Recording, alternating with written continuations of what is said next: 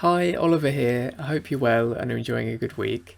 In this video, I thought it would be useful and interesting to speak specifically about online presence and online strategy. Primarily, of course, because the pandemic has somewhat forced our hands um, in that area within the art market and beyond.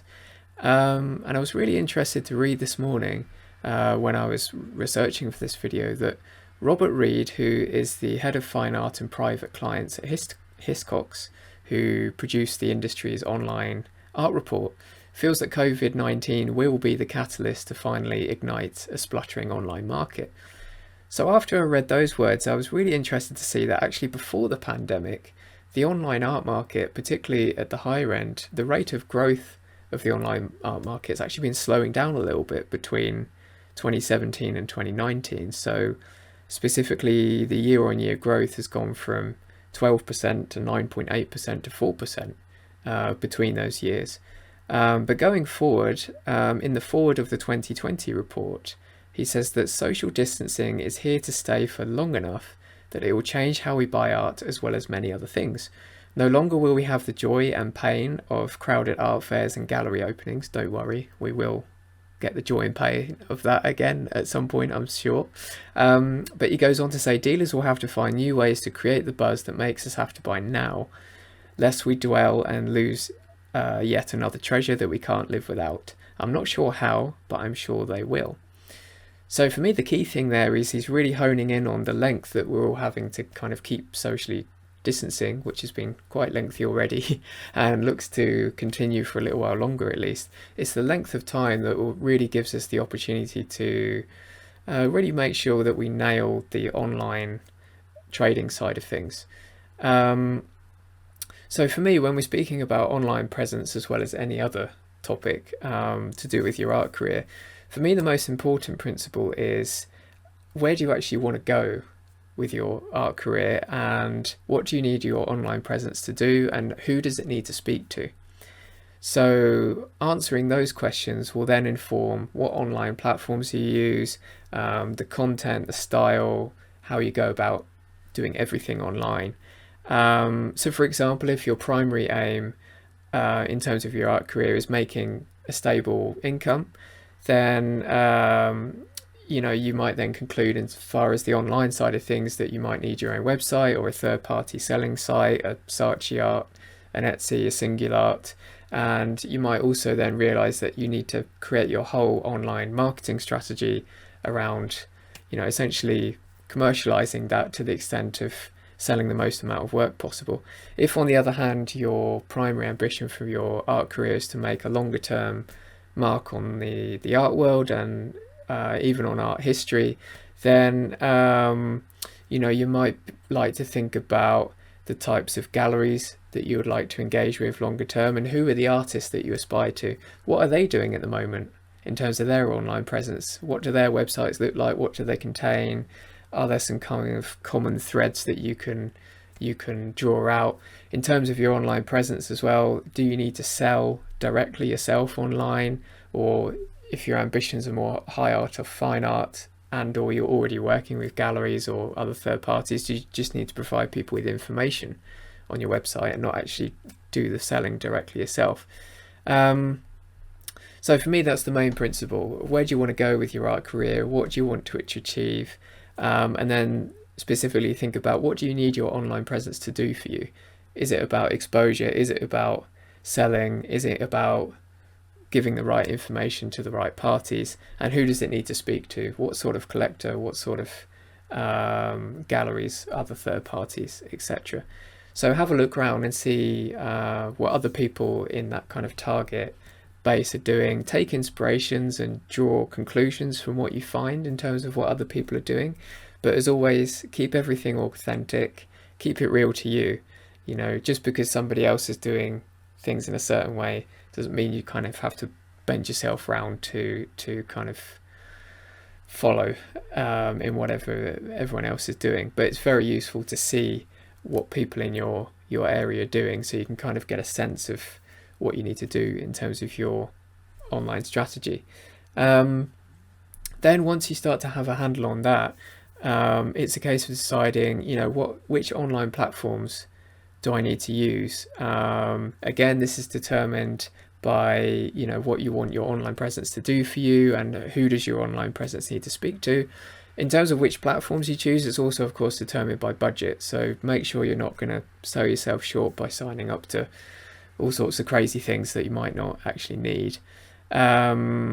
So for example, in terms of selecting those platforms, there are some artists out there that don't have a website. They do everything on Instagram or through third-party sites, or as an alternative, you might choose to have a combination of 2 to 3 different channels. Generally, I'd say in most cases, it's best to have your own website in addition to any other third-party selling platforms or social media platforms, just because then you've got a space that you're completely 100% in control over, and not kind of at the mercy of what third-party sites and platforms and social media sites, how they're operating and how you kind of have to show yourself. So in the case of a website, when you're choosing which platforms to use, obviously there's a variety of template sites out there like Squarespace or ArtLogic, which is a more art specific type of thing. If you identify that you need your own website and feel that those template sites are the way to go, then try a mixture of different ones and see which ones work best for you. Most of them will offer a free trial of some sort, so take advantage of that and just have a play around. In terms of a website, you might have the resources or the financial means to create something completely custom, completely bespoke, that doesn't use one of these template sites, which is also an option to consider in certain situations. Similarly, if you identify through the previous steps that that it will be good to have some third-party selling platforms, it's again identifying which is the right one relative to your shorter and longer term ambitions. So is it a platform like Singulart, which is curated and I say a little bit more kind of fine art in nature? Is it Saatchi Art, which is perhaps a little more commercial but kind of sits in between that and something like Etsy, which is more overtly commercial? Same with social media as well. Have a look and think about who your kind of target demographic are and what platforms they're using, and use that as a basis to make your decision there. Right, next point. When you've decided which online platforms to use, whether it's your own website, third-party sites, social media, also you then need to think about what content do I need on there. Now, these points are particularly applicable to when you're in a situation where you decide that you definitely need your own website as part of this. So again, in terms of the content that you're putting out there, this is really determined by, keep coming back to that same thing. What do I need my online presence to do, and who does it need to speak to?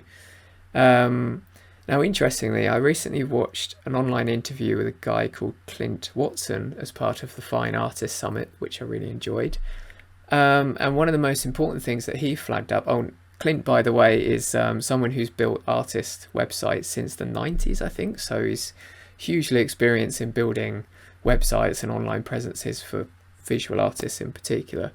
One of the most important things that he flagged up that I also, and others I've spoken to in preparing this video, have mentioned as well, is the quality of the photos of your work is absolutely crucial. And it's something that I see time and time again, that the work in person might look terrific, but if the photographs aren't doing that work justice, then your whole kind of online presence is going to be compromised. So make sure you have high quality photos, that it's sharp, in focus.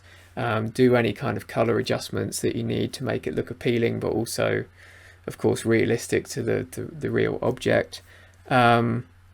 Preferably, if you have an option on your website to provide people with the opportunity to zoom into those images so they can really see the fine detail, or just take individual detail shots, that would be really good. And also when photographing the work, it's important to, well, I think it's important, particularly if you're looking to sell work directly from that platform, to include images of the work in situ, whether it's on a wall or an easel or next to something that you can get a sense of scale from. So when people are looking at the work, they can not only see the detail and the sort of general essence of the work, but get a sense of size and scale as well. Now, interestingly, according to Clint, the number one most important detail is to make it easy for people to sign up to a mailing list or have some way of capturing some contact information from people who visit your website. So again, this is all relative to what your kind of ambition is in terms of your art career, in terms of deciding do you need a mailing list, but I think in most cases it's a good idea to put in the mix. Some people think mailing lists are a bit old-fashioned, but I can see in a lot of cases they can be way more effective and powerful than social media even, so definitely worth at least considering. And again, according to Clint, that's the number one most important detail, is making it easy for people to sign up to the mailing list. And of course, if you do that, you also need a full mailing list strategy in terms of how you're going to entice people to join that mailing list. Are you going to offer them some sort of exclusivity or first look at new work, or you're going to give them a discount to something, or how you're going to entice them in, and then what's your content strategy for the mailing list afterwards, and how often are you going to publish that content. Within that, Clint also says make it easy for people to contact you on the website. So think about the mailing list, but also make your contact information clear and accessible. Perhaps even put it on the foot of each page is something that Clint suggests. And as an extension to Clint's principle of the number one most important thing of having a mailing list, there are of course other ways you can attempt to capture people's information. For example, I'm a really big fan of live chat, which even if you use template sites like Squarespace are pretty straightforward to plug in and implement. For me, I really like it because it's kind of the digital equivalent of being able to say hello to people who come into a physical space, like a gallery, and start a conversation, greet them, ask them if they've seen the work before, and just engage in that kind of chat as you would in person. Some other things to think about with content: if you're super flash, you might like to think about things like augmented reality, which in my opinion I think is going to be the big piece of technology going forward. I've tried it on the other art fair or Saatchi Arts site, and it was very addictive to hold your phone up to your own wall and your own space and kind of slide different artwork options in and out, and you can see, well, this piece doesn't look so good here, but over here it looks fantastic. For me, I think it might take the wider public a bit of time to adapt that, but I'm particularly excited by what's possible with augmented reality, so have a look and see if that's the right thing for you. I've also seen some artists and galleries engage with 3D immersive type things as well. In my opinion, those things are cool, but maybe not as effective at generating a sale as some of the other things we've mentioned, but definitely something to keep an eye on. And the final thing in terms of the content of your online presence that I want to talk about is pricing details, and do you even disclose that or not? Again, this is determined by thinking about what you need your online presence to do, where you want your art career to go, and who does it need to speak to.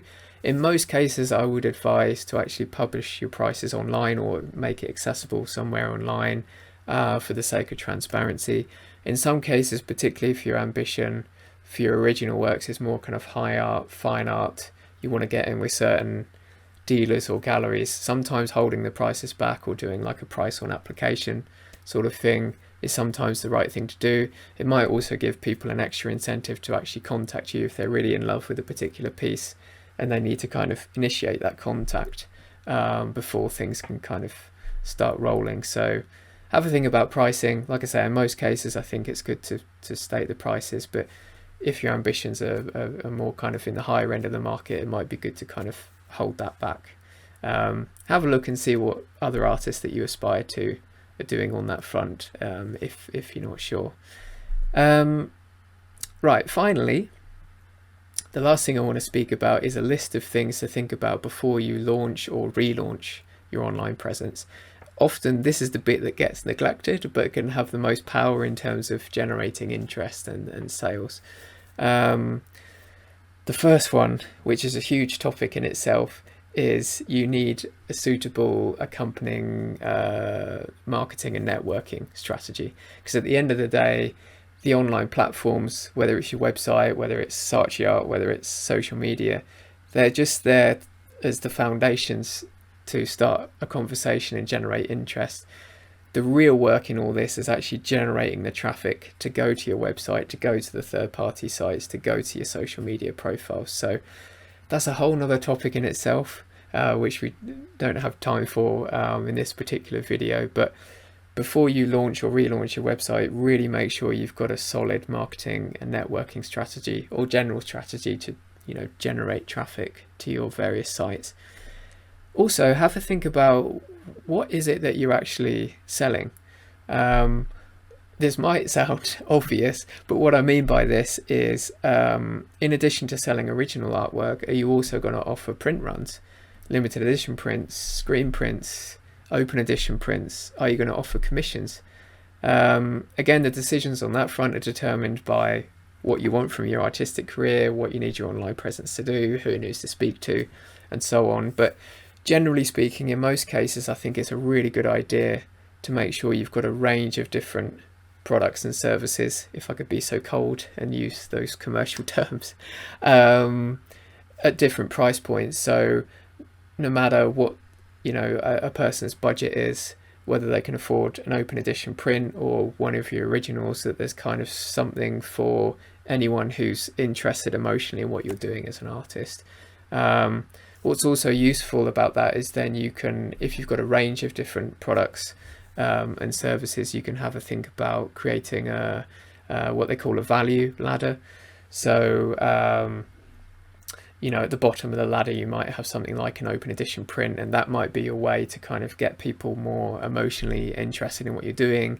Then you might offer them some kind of offer on the next thing up and the next thing up and the next thing up. So again, this is all relative to what you want from your career and where you want to go with things, but have a think about that range of products and services. And like I say, in most cases it's good to have a range of different products and services at different price points, so you've kind of got something for everyone who's emotionally invested in what you're doing as an artist.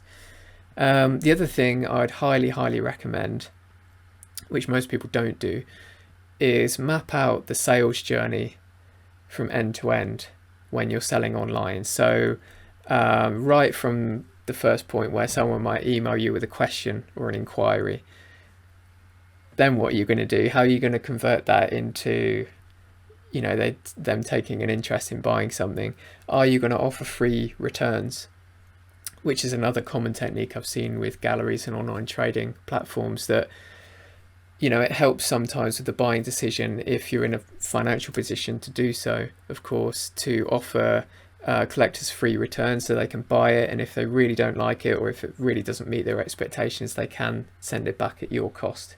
So that's something to think about if you can afford to do that.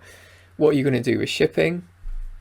What are you going to do once the sale's actually completed in terms of a follow-up?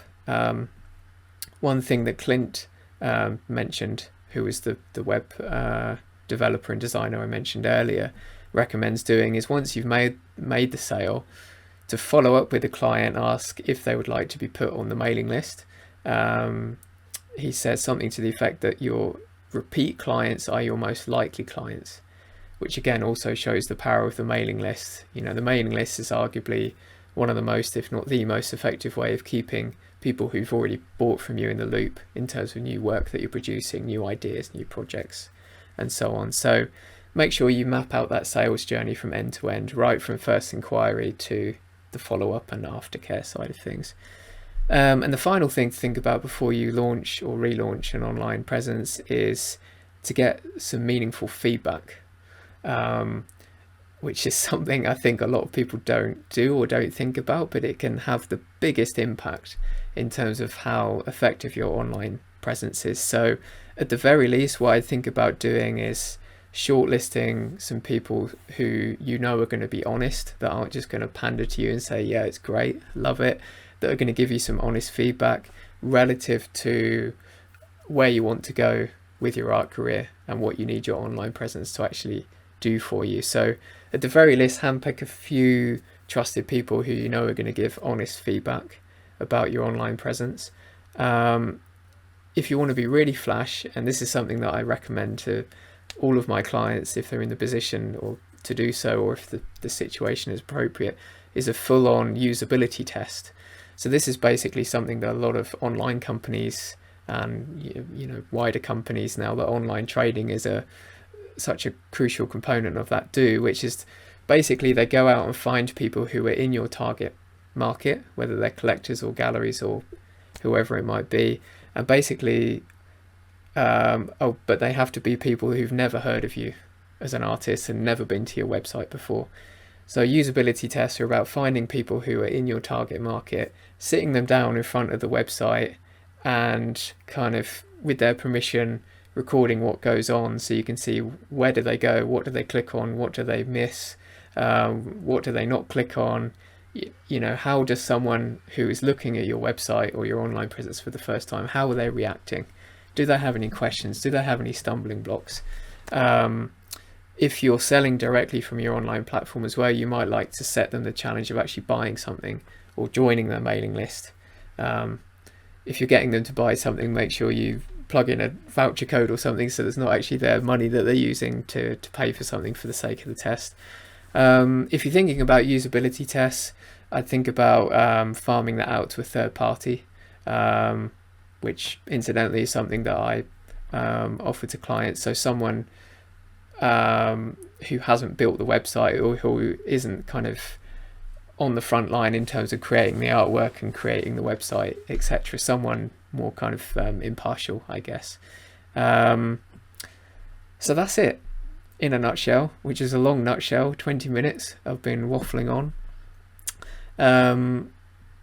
For me, just to conclude, I think that the most important principle when it comes to figuring out your online presence and your online strategy is always bringing it back to what do you actually want from your art career. Is it income? Is it more therefore commercially focused? Is it more about playing the long game and making a mark on the art world and contemporary art and maybe art history as well? And then from there, thinking about what do I specifically need my own online presence to do for me, and who does it need to speak to? Take inspiration from people that you aspire to, but always make sure you do it in your own way, in your own style that's authentic to you and your creative and artistic voice. So there we go.